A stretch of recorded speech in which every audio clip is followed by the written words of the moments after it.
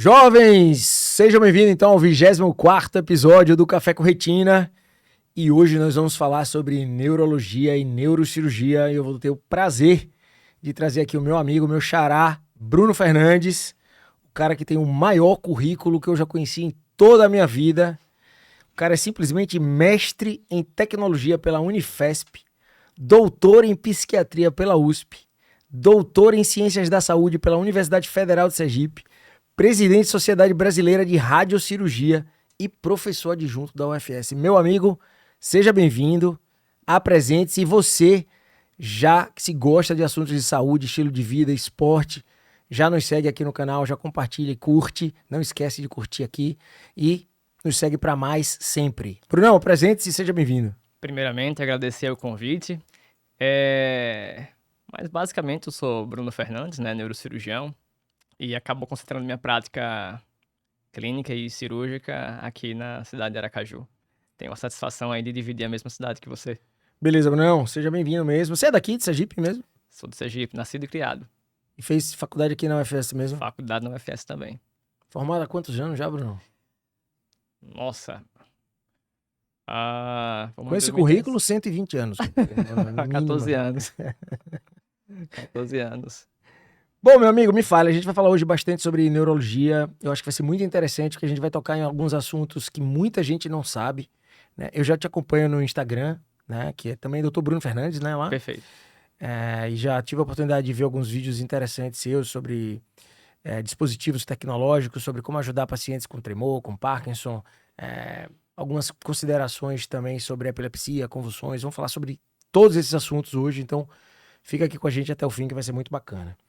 Bem, fala um pouco pra gente quais são suas áreas de interesse, assim, na neurologia e o que você transforma isso em prática, na realidade mesmo, no seu dia a dia. Basicamente, essa pergunta, a resposta para essa pergunta é um pouco do propósito do que eu acabo fazendo, né? Acabou me motivando, inclusive, a entrar por essa área, que é impactar positivamente na vida das pessoas, mas usando para isso com a tecnologia como ferramenta. Então, isso faz parte de uma coisa que me motivou a entrar nessa área e que me impulsiona a manter aí. Nesse aspecto, neuro e oftalmo são muito parecidos, né, Bruno? Assim, são áreas que estão juntas e, por exemplo, eu hoje é impossível praticamente eu fazer qualquer tipo de procedimento em oftalmologia sem a ajuda de tecnologia, né? Sem o microscópio, sem um exame mais tecnológico complementar. Acho que a neuro tá assim também, a parte cirúrgica. Perfeito, perfeito. A neurocirurgia ela é muito dependente de uso intensivo de tecnologia, né? Uma coisa é você andar desarmado, outra coisa é você fazer sua prática com Armado da tecnologia, né? armada tecnologia. E hoje essa é uma realidade sua é, já nos exames complementares de neurologia ou é mais no sentido da cirurgia em si mesmo, dos procedimentos? Nos dois, né? No estado, a gente evoluiu bastante nos últimos anos aí em relação à tecnologia, tanto em diagnóstico quanto tratamento. No tratamento, a gente tem diversos recursos que ajudam a reduzir a chance de sequelas na cirurgia, a ser mais assertivos, a ser mais efetivos nas nossas abordagens cirúrgicas, né? Sim. E em termos diagnósticos também, acabou nos últimos anos aí chegando no estado várias modalidades de ressonância magnética, por exemplo, que são o que tem de mais novo aí no país. Perfeito. Vamos lá, vamos falar um pouquinho sobre temas que são interessantes aí para a população geral. Vou começar do mais simples para o mais complexo, né? Perfeito. Cefaleias ou enxaquecas, Brunão? O que é que existe de novo no diagnóstico? Qual é o momento em que uma simples enxaqueca ou uma simples dor de cabeça precisa ser acompanhada por um neurologista e de repente tratada de forma mais severa? Essa pergunta é interessante. O médico ele acaba utilizando um conceito que aí não tem muito a ver com tecnologia, mas que é um conceito que ajuda a balizar e diferenciar os pacientes que precisam de uma maior preocupação, digamos assim, e daquela dor de cabeça que é mais tranquila, digamos assim, que é o conceito de sinais de alarme. Então, basicamente, quando a gente está dando aula na faculdade, a gente fala para os alunos o seguinte: olha, cefaleia tranquila, que é a cefaleia primária, aquela cefaleia que não é tão preocupante, ela não tem sinais de alarme. Agora, uma cefaleia com sinal de alarme, você precisa fazer o quê? Um exame de imagem, que é para justamente diferenciar aquelas cefaleias mais preocupantes, como, por exemplo, aquelas que são derivadas de um tumor, por exemplo. E quais seriam os sinais de alarme? Perfeito. Uma dor de cabeça que mudou o padrão. Olha, ela sempre foi de um jeito e passou a ser de outro jeito. Ou então aquele paciente, olha, eu nunca tive dor de cabeça, e depois, aí, com seus 60 anos, começou a ter uma dor de cabeça. Ou então aquela que é acompanhada de alguma coisa, como, por exemplo, uma dor de cabeça persistente com febre. Dor de cabeça que começou em um paciente que é imunocomprometido. Tudo isso aí chama a atenção. Ou então aquele paciente tem uma dor de cabeça e associado tem um déficit neurológico. Isso tudo são questões que, quando o paciente se apresenta assim para o médico, ele imediatamente vai se dar o estalo de, olha, devo pedir uma tomografia, devo pedir uma ressonância magnética para avaliar melhor esse paciente. E afastar as doenças de mais gravidade, né? Exatamente. Mas vamos falar um pouquinho do cara enxaquecoide mesmo, né? Aquele cara que tem enxaqueca, beleza, ele tinha aura, vomitava e tal, mas o mesmo padrão de sempre, mas cada vez mais frequente e inibindo ele de uma vida, de uma qualidade de vida bacana. Qual o momento que ele diz, ó, chega, eu preciso procurar um tratamento mais prolongado? Ah, boa. Aí, nesse caso, não seria tanto a gente entender pela questão dos sinais de alarme. Mas, por exemplo, a gente costuma dizer que um paciente tem enxaqueca, ele tem pelo menos 4 crises no mês, a gente precisa tratar esse paciente de maneira profilática. Tem 2 tipos de tratamento na dor de cabeça. O abortivo, que é aquela medicação que você toma para poder passar aquela dor, por exemplo, uma dipirona, ou o tratamento profilático, preventivo, que você vai tomar para reduzir a quantidade de crises que você tem e a severidade delas, né? Sim. Então, se você tem, o risco é aquele paciente que começa a ter várias crises no mês e começa a se automedicar, e começa a tomar medicação abortiva. Toda vez que tem crise, ele toma um remédio. Toda vez que ele tem crise, toma um remédio. Só que o grande problema é que as medicações para dor de cabeça, da mesma forma que elas tratam, elas podem induzir dor de cabeça também, que é a chamada cefaleia por abuso de analgésico. Ah, beleza. Bom, então, o que você está dizendo é que, mas assim, qual é o timing do paciente te procurar? Então, se é basicamente subjetiva essa avaliação do paciente, ou seja, está começando a interferir na sua qualidade de vida, eu tenho que procurar o neuro e o neuro vai fazer um tratamento preventivo disso, de forma regrada. Sim, em termos numéricos, 4 crises no mês. É um balizador, 4 crises no mês. Se ele tem 4 crises no mês, já é interessante ele procurar assistência médica. Perfeito, perfeito. Bruno, voltando um pouco agora no tocante à tecnologia, né? Em quais procedimentos a tecnologia ou a inteligência artificial de verdade impacta e te ajuda a evoluir no seu diagnóstico e no seu tratamento, por exemplo? Em que situações? Vamos lá. No diagnóstico, hoje em dia, a gente inclusive aqui em Aracaju, a gente já tem tecnologia com inteligência artificial que melhora a definição das imagens. Então, são imagens de ressonância em protocolos que, com inteligência artificial, a gente consegue deixar a imagem mais limpa, a imagem mais clara. Isso já é feito hoje. Então, se eu pedir um exame hoje, ele já vem assim. Não são todos os serviços que fazem isso, mas alguns serviços conseguem fazer. Melhor, um serviço especificamente consegue fazer isso. Essa leitura está acoplada, de inteligência artificial está acoplada ao serviço de ressonância ou de tomografia. Isso. Então, e ajuda a identificar a doença. A imagem de maneira mais clara, exatamente. Sim. Com relação a tratamento, por exemplo, hoje em dia, até um dos meus projetos na faculdade, que é o desenvolvimento de uma rede neural, uma inteligência artificial, que é capaz de fazer uma tratografia, que a gente chama, que é a definição dos feixes nervosos do cérebro, que são estruturas que normalmente a gente não consegue ver, e com essa técnica a gente consegue ver. E qual é a vantagem disso? Esses feixes são as estruturas que, se lesadas, dão sequelas. Então, se eu consigo identificar com a inteligência artificial esses feixes, eu consigo evitá-los e reduzo a minha chance de sequela. Então, assim, é uma outra vantagem da inteligência artificial na prática clínica da gente. Beleza. E em que mais a tecnologia hoje faz parte do seu arsenal? Em relação à inteligência artificial ainda, a gente tem diversas outras iniciativas, né? Essas duas são mais, digamos assim, mais, não importantes, mas mais presentes. Impactantes e presentes. Mais frequentemente usadas, que a gente usa basicamente em toda a cirurgia de tumor, por exemplo. Outras ainda que a gente vem desenvolvendo e vem usando, mas de maneira mais inicial, é uma tecnologia onde a gente melhora a programação dos pacientes que realizaram cirurgia para Parkinson. Então, a gente consegue entender melhor qual seria a programação mais efetiva para aquele paciente. E a outra tecnologia que a gente usa embarcada em uma iniciativa que a gente desenvolveu de um aplicativo que ajuda a localizar os tumores cerebrais. É como se fosse um neuronavegador, só que embarcado em um celular. Então, é inteligência artificial montada em uma outra iniciativa de tecnologia que a gente vem usando. Mas peraí, explica isso melhor para quem é completamente leigo no assunto. Você está falando que existe um aplicativo de celular de que forma ele ajuda o paciente a identificar? Tá. É interessante que muitas vezes você não consegue observar apenas, olha, eu vou pegar aqui a ressonância, estou vendo aqui o tumor, onde é que esse tumor está no paciente? O neurocirurgião, através de parâmetros anatômicos, ele tem uma ideia de centímetros. Sim. Só que para fazer cirurgias menos invasivas, eu preciso de uma precisão de milímetros. E aí existem vários recursos, como um GPS craniano chamado neuronavegador. Existe uma tecnologia chamada neuronavegador, que é um GPS craniano, que ele é relativamente caro. Só que nós desenvolvemos... Cuja função é lhe dizer exatamente, ou muito próximo da realidade, onde esse tumor está anatomicamente. Exatamente. Para ser preciso e retirar Exatamente. sem causar outros danos. Exatamente. Esse é o serviço dele. Só que ele é relativamente caro e nem sempre a gente vai ter ele disponível. Então, nós desenvolvemos um aplicativo que faz exatamente esse papel. Então, eu aponto o celular para a cabeça do paciente e ele mostra em realidade aumentada aonde está o tumor. Olha, o tumor está aqui. Então, eu vejo como se fosse uma visão de raio-x. Vejo a cabeça do paciente e o tumor lá. Mas o que o aplicativo leu antes? O exame? O exame, a ressonância magnética. Tá. Então, ele pega aquela fotografia que ele fez da ressonância magnética, usa lá a inteligência artificial lá do programa, e você, apontando para a cabeça, ele é capaz de geolocalizar, digamos assim, né? Exatamente Cérebro isso. localizar. Exatamente esse isso. tumor e te ajudar a ter mais precisão. Exatamente isso. Pô, perfeito, hein?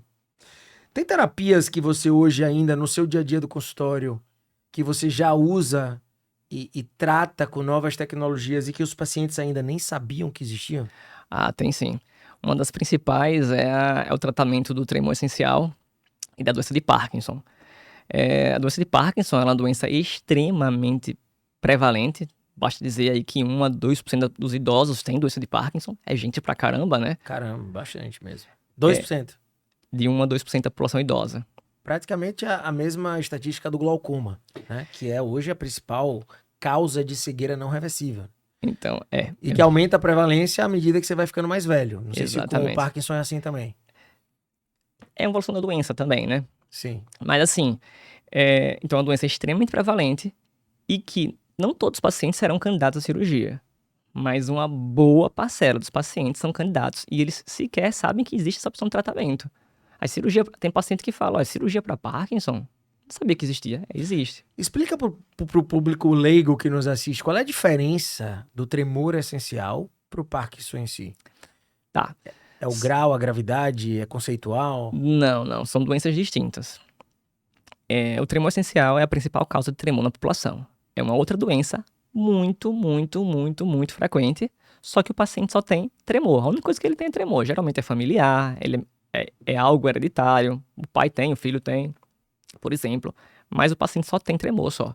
Impacta na qualidade de vida, mas é o tremor só. O Parkinson... E que normalmente é só de extremidades.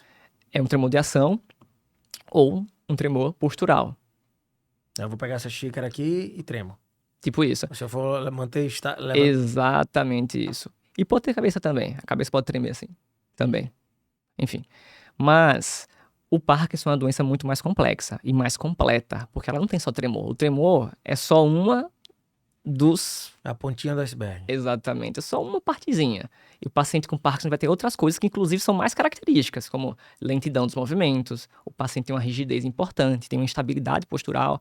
Então, assim, são muito mais coisas. O tremor é só uma parcelinha da doença. Só que como as duas doenças têm tremor e as duas doenças, elas atingem pacientes idosos, acabam muitas vezes confundindo e fazem diagnóstico diferencial uma com a outra. Aquele paciente que tem um tremor, ele precisa se preocupar em fazer esse diagnóstico diferencial com outras nuances do Parkinson para que ele consiga intervir mais precoce, e se essa intervenção mais precoce no Parkinson é capaz de frear a evolução ou só de melhorar a qualidade de vida? Não, a intervenção na doença de Parkinson, a cirurgia, tanto na doença de Parkinson quanto no tremor essencial, eles não vão frear a evolução da doença. Então, assim, você não vai operar um paciente porque você vai impedir que a doença vai progredir. Não, Certo. essa não vai ser a motivação. A motivação sempre vai ser melhorar a qualidade de vida do paciente. Perfeito. E também tem um timing correto, ou seja, uma época correta de operar o paciente.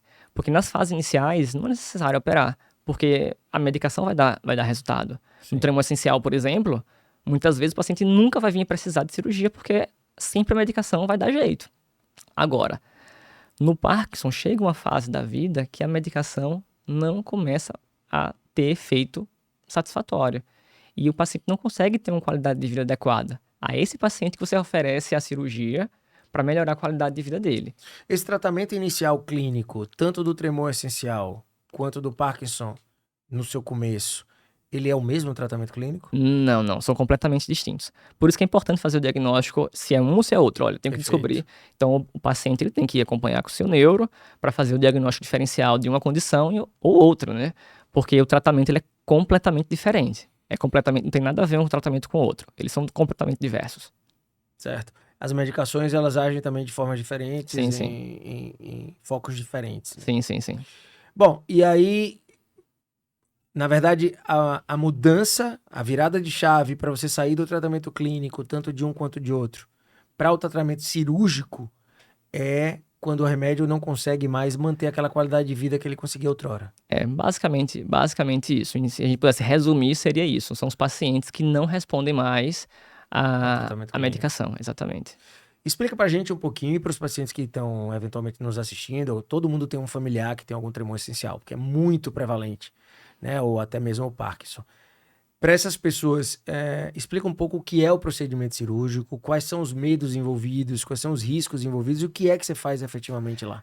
Primeiro que todos os pacientes, é bem frequente, eles têm receio porque é cirurgia, né? Ninguém tem uma cirurgia na cabeça. Não, Oh, meu Deus do céu, uma cirurgia na cabeça, é agora. Só que assim, é uma cirurgia muito segura. É uma cirurgia para pacientes idosos. A cirurgia é feita para um paciente idoso, que geralmente não se opera jovem com esse tipo, essa cirurgia não é feita no paciente jovem. Geralmente Sim. ela é feita no paciente idoso mesmo. A mesma coisa que me perguntam, mas doutor, ela vai operar a catarata, ela tá com 80 anos. Eu falei, mas é agora que dá a catarata mesmo, então não tem como fugir disso, né? Mas siga, pode seguir. É justamente essa a lógica, é para o paciente idoso mesmo. E é um procedimento muito seguro. E como é que ele funciona? O que é a cirurgia, tanto para Parkinson quanto para tremor essencial? Elas são muito parecidas, só o alvo que é diferente. Com o passar dos anos, nós entendemos como é que os circuitos cerebrais funcionam para uma doença e para outra. E a partir daí a gente conseguiu propor alvos que conseguissem, através da modulação desse alvo, agir na doença. A gente vai interferir no funcionamento da doença. Então, se o problema do Parkinson é o circuito que está defeituoso, a gente vai lá, coloca um eletrodo naquele circuito e começa a modular a atividade do circuito. É mais ou menos esse o mecanismo. Fazendo analogia, é como se tivesse algum circuito meio que em curto e você vai lá e dá um... Como se fosse um marca-passo, basicamente. O que você faz com o coração, você vai lá e faz com... Perfeitamente. Tanto que muitas vezes a gente chama de marca-passo cerebral a cirurgia. Então, essa analogia, ela é, inclusive, muitas vezes, como a gente chama mesmo e fala para os pacientes, é um marca-passo, só que em vez de no coração, o eletrodo vai no cérebro. Então, a gente faz 2 furinhos, um do lado, outro do outro, e através desse furinho, a gente insere um eletrodo, e esse eletrodo ele vai precisamente nessa região do circuito, tanto do Parkinson quanto do tremor essencial. Esses eletrodos eles são ligados a uma extensão, a um fio, que a gente vai ligar no gerador que fica instalado no peito. Aí alguns pacientes falam, poxa, doutor, mas esses fios ficam mostrando, como é que fica? Não, fica tranquilo que vai ficar tudo por debaixo da pele.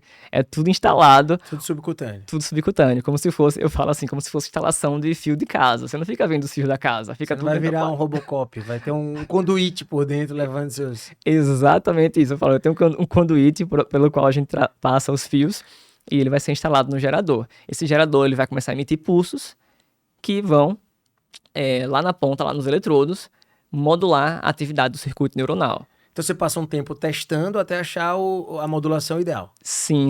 Tanto no intraoperatório quanto no pós-operatório. No intraoperatório, esse tempo o paciente faz cirurgia acordado, né? Então, com o paciente acordado, que a gente insere os eletrodos e faz os testes. Então, o paciente está acordado. Então, no intraoperatório, eu já sei se a resposta foi adequada, como ela foi. Então, quando acaba a cirurgia, eu já meio que sei o resultado. Só que o resultado ideal, muitas vezes, não é encontrado no intraoperatório. A gente vai fazer essa programação no pós-operatório. Então, a gente conecta via Bluetooth no paciente, né? Estou com o meu computador aqui, ligo no computador do paciente, que fica implantado, e vou alterando as configurações dos eletrodos que estão ativados, a largura de pulso, a frequência de estimulação, a voltagem de estimulação. Então, esses vários parâmetros vai alterando as combinações para encontrar uma resposta otimizada para o paciente. E aí você vê o conforto dele na mesma hora ali, né? Sim, sim, porque tanto o efeito quanto efeitos colaterais. E nosso papel é justamente ponderar isso daí, fazer essa balança de efeitos colaterais que possam vir a aparecer e o efeito terapêutico almejado. Minha sogra teve um problema uma certa vez, talvez 20 anos atrás, de controle esfincteriano, de dor lombar e tal, e ela pôs, na época com José Osvaldo lá em São Paulo, Sim. ela pôs uma espécie de eletrodo que eu imagino que seja a mesma coisa, ou muito parecido com esse tipo de marca-passo, que ela anda com um cartãozinho, Uhum, que não pode passar em lugares em exatamente. raio-x daquele de aeroporto. Então, é basicamente a mesma teoria. São circuitos diferentes, mas a tecnologia é muito parecida. São eletrodos, só que nesse caso aí são eletrodos localizados na medula, eles vão Isso. estimular a medula, conectados a um gerador. Mas assim, a teoria, a lógica é a É a mesma mesma. coisa. E uma vai tratar a dor, outra vai tratar o Parkinson. A dor, a parte. Isso. Perfeito. Pô, show de bola. Então, a dica master aí é para quem tem o tremor essencial, procurar fazer o diagnóstico diferencial com Parkinson e tratar inicialmente com medicamentos e quando o medicamento não for capaz de manter essa qualidade de vida. Como chama a cirurgia? Chama DBS. TBS. DBS. Essa mensagem é muito importante porque não é raro o número de pacientes que passam anos achando que não existe mais opção de tratamento. Sim. Ele não consegue fazer mais nada da vida, não consegue assinar um documento, perde a autonomia, inclusive, não consegue comer sozinho, e ele sequer sabe que existem opções de tratamentos adicionais. Então, Perfeito. assim, essa é a grande mensagem, de saber que existem, olha, se não controlou com medicação, existem opções ainda. Não é o fim de linha, né? Perfeito. Então, se você sofre com esse tipo de tremor ou tem alguém na família, que deve ser muito frequente de encontrar, vocês já sabem que existe uma luz no fim do túnel e pelo que ele está dizendo aqui, com bastante impacto na qualidade de vida desses pacientes, né? Falar um pouquinho de epilepsia. Ok? O que tem de novo na epilepsia? A gente ouve falar de crises convulsivas e que são um evento da epilepsia, né? E há anos, né? Talvez seja a doença tratada e eu conhecida e descrita há muito tempo. O que tem de novo nisso? Epilepsia é aquela doença cinematográfica, né? Uma doença que é famosa e relatada, como você mesmo falou, há anos, né? Escritos antigos, até que era questão meio mística. Sim. Mas atualmente, a epilepsia também ela sofre de um problema atual, que é o subdiagnóstico e o subtratamento. Muitos pacientes passam a vida achando que é normal ter crise, e não é normal ter crise. Então, assim, eles usam medicação, mesmo usando medicação, continuam tendo crise e acham que é assim mesmo, e toca a vida, é assim. E não é. Para esses pacientes também tem outra opção. Ou seja, se você tem epilepsia e continua mesmo com tratamento tendo crises, tá errado, tem algo de errado. Tem algo de errado, tem que fazer uma investigação, porque esses pacientes que tomam remédio e não melhoram, a gente chama com um termo técnico chamado fármaco resistente. Ou seja, um paciente que é resistente ao fármaco, ao remédio. Sim. Esses pacientes, eles precisam passar por uma avaliação pré-operatória. Nem todo paciente fármaco-resistente vai ser candidato à cirurgia, mas uma parcela bem importante desses pacientes vão acabar precisando de cirurgia. E aí existem várias opções de cirurgia, desde opções de cirurgia ressectiva, porque a epilepsia pode ser causada por um problema. Ele tem lá uma parte do cérebro que não está funcionando legal. Ele tem um problema, tem uma malformação. Aí você vai lá e faz uma cirurgia e remove aquela região que irrita o cérebro. E você consegue tratar sem epilepsia, que é o tratamento, seria o ideal, digamos assim. Se você tiver epilepsia fármaco-resistente, o ideal é que você tenha uma situação muito focal, onde você vai lá, remove aquele problema e Tá resolvido. tá resolvido. Agora, mesmo para aqueles pacientes que não têm uma doença focal, ainda existem opções de tratamento. Uma das mais modernas, assim, e descrita nos últimos anos também, é a neuromodulação, também, o marca-passo. O marca-passo cerebral também pode ser usado para casos de epilepsia. Não só o marca-passo cerebral, mas um estimulador de nervo vago também que existe. Muitas vezes a gente coloca um estimulador, um marca-passo que, em vez de ir no coração, vai no nervo vago. E assim a gente consegue reduzir o número de crises desses pacientes. Porque o estímulo vagal reduz. Exatamente. A fisiopatologia, o mecanismo de funcionamento através do qual o estímulo vagal reduz as crises é um pouco complexo.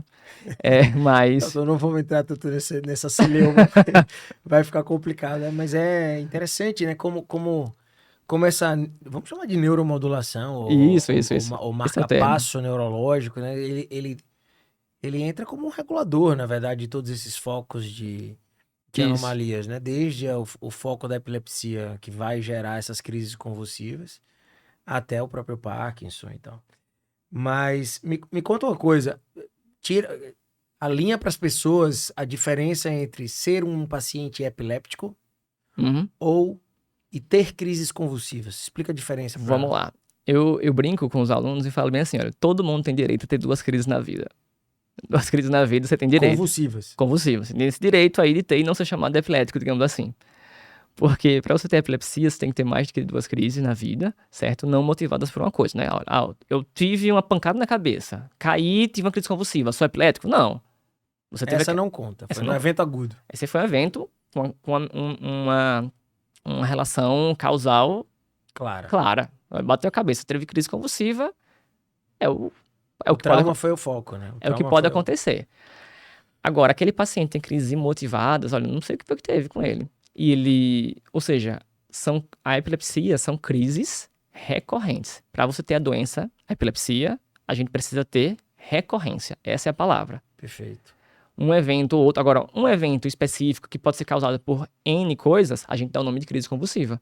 Ele caiu, teve crise convulsiva. Bebeu demais, teve uma crise convulsiva.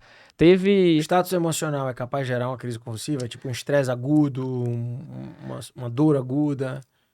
Pode, mas em uma situação como essa, a gente acaba pensando em diagnósticos psiquiátricos assim, associados, exatamente. Já fica muito no limite. Exatamente.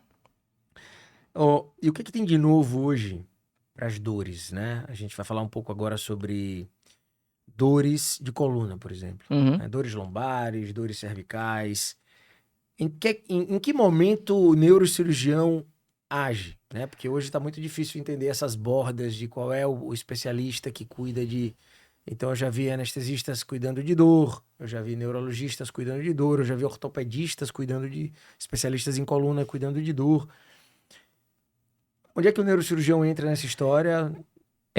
O neurocirurgião é a especialidade de formação, ou seja, é o que a gente faz na nossa formação. Na residência médica, o neurocirurgião aprende a tratar dor lombar. Certo. Todo neurocirurgião faz isso. Então, assim, é o que a gente faz de ofício, digamos assim, né?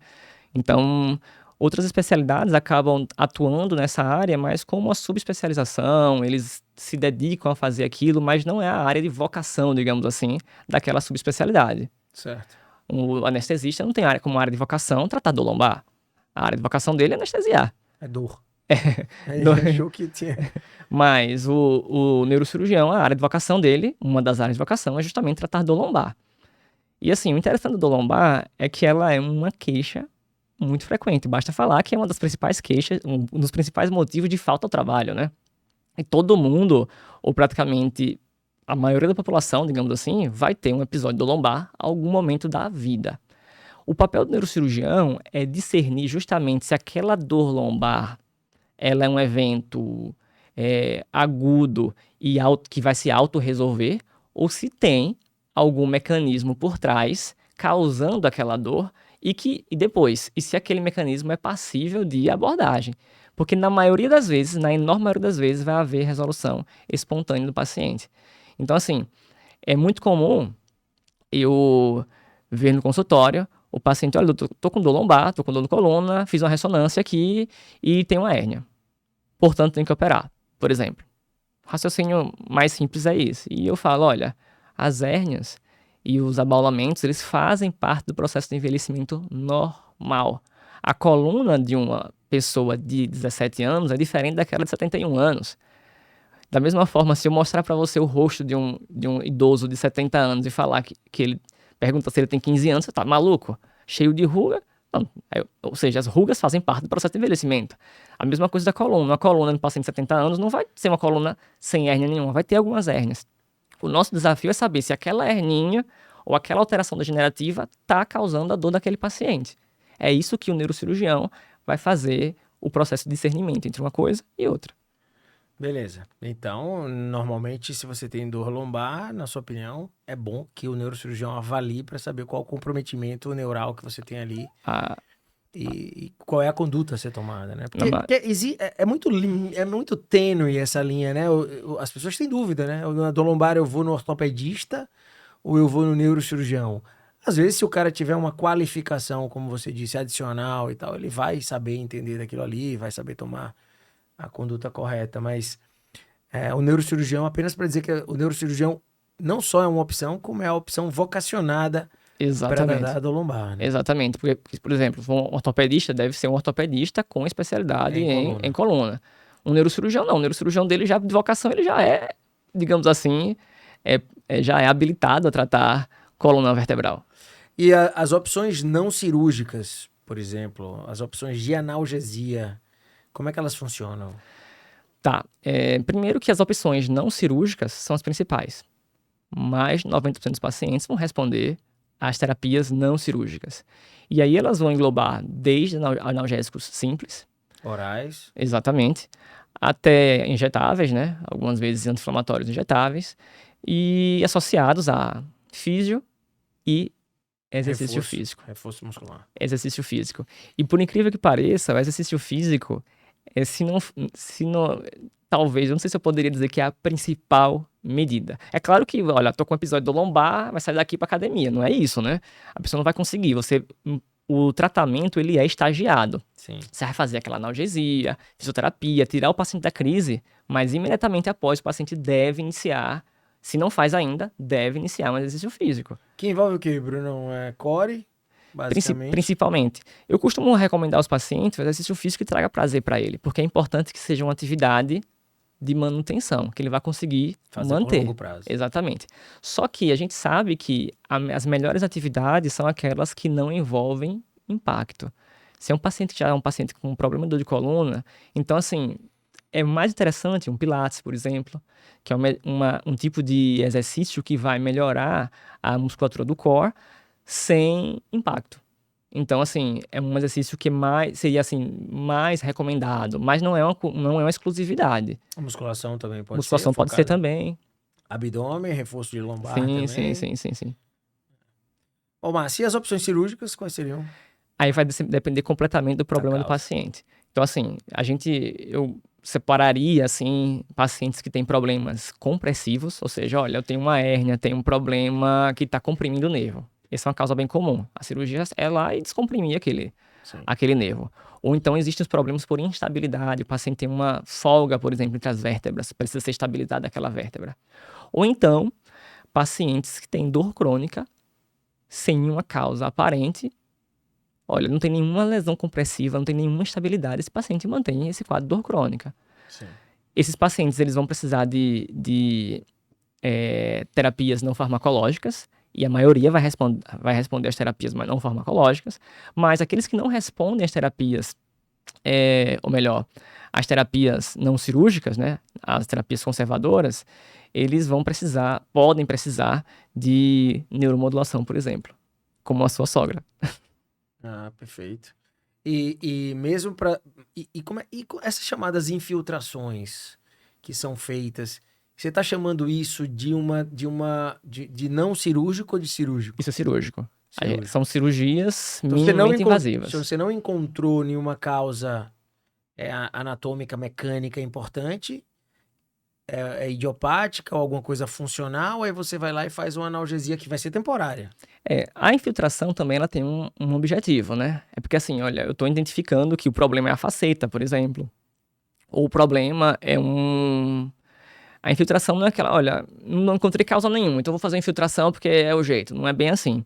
A gente vai indicar uma infiltração se eu encontro ou se eu pondero que a causa é uma estrutura em específico. Por exemplo, olha, eu acho aqui esse paciente, por características XYZ, que ele tem uma dor de origem nas facetas, que é uma parte da coluna, é uma região da coluna. Se essa for a causa esperada, eu posso ir lá e fazer uma infiltração das facetas vertebrais. Então, assim, é um procedimento minimamente invasivo para uma dor de coluna, se eu pondero, se eu presumo que a causa é uma região específica. Beleza, então, na verdade, precisa de uma avaliação detalhada de qual é a causa da dor Uhum, lombar, porque pode ser desde postural até efetivamente algo mecânico lá na sua anatomia. Descobrir qual é a causa e da causa você ir para o perfeito. tratamento específico, né? Beleza, meu amigo.